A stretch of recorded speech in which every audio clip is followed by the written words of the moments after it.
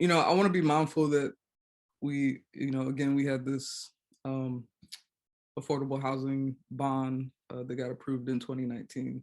So there are actual, you know, programs happening that will be happening.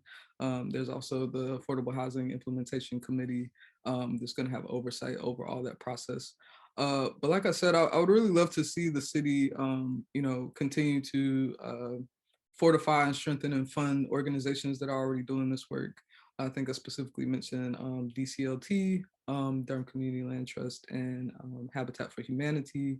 Um, there are other programs like what's it called? See if I have it somewhere. The Preservation Equity Project. So they offer $1,000 up to $6,500 to long-time homeowners to actually do improvements and maintenance repairs to increase the kind of perceived external value of the home. But I'd also like to see some retrofitting happen in terms of making sure homes that might be experiencing like energy seepage get better HVAC systems, roofing, insulation, and also like Energy Star appliances to make sure that they're receiving some of those cost benefits. We all know about Duke Energy and the way that that's been really devastating with the rising rate hikes, and it's made it more difficult for folks to pay their utility bills. And so just some things to think about. I think the question is like, how do we keep our residents in their homes, right?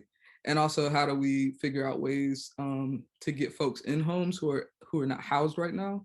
And so that's some of the work that I want to focus on. I love the question about how do we provide more housing for all, affordable housing. So there are about 8,000 people that move into the city a year, and it's only going to increase. There are so many folks that love this area. We're the number two most attractive place or best place to live in the country. Just say that to yourself and say it out loud again and again. Everybody loves it here. So what does that mean? It means that the richest to the poorest are moving to this area because they see opportunity here. So I want to talk about design districts.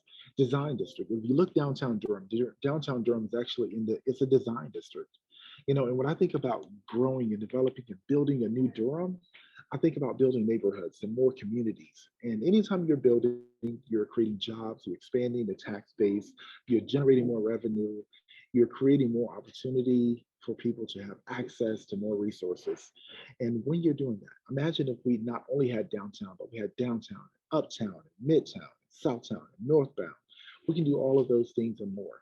So when it comes to design districts, you're not held down by all of the requirements around parking or a certain size. You don't have to build just single family homes with, the big houses where, it's just one family living in it. You can actually build a multitude of diverse properties. We can diversify our housing stock. So let's say you have a job, you're only getting paid $1,000 a month. That means you can only afford a really small place, but you don't need a really small place. You might even want a tiny house. You can afford that, and we should be able to build that. People should be able to build additional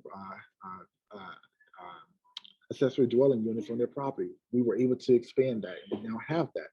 And guess what? We now have more entrepreneurs and landlords. So we're creating jobs, we're creating more revenue generated. But design districts, it allows us to build more accessible, more innovative properties and neighborhoods from the nicest all the way down to the nicest, from the richest all the way down to the no income and low income. We can create a foundation of commercial space on the first floor. We can let commercial space subsidize the actual first and second floor or whatever units that we have in the property for low income and no income families. And we can also subsidize the higher end apartment units or luxury condos or whatever for the folks who can afford to pay a lot more. So the city should always have resources that reflects the needs of the city. And so building neighborhoods and communities is one way I believe that we can diversify our housing stock and also balance out supply and demand so where it won't be so expensive.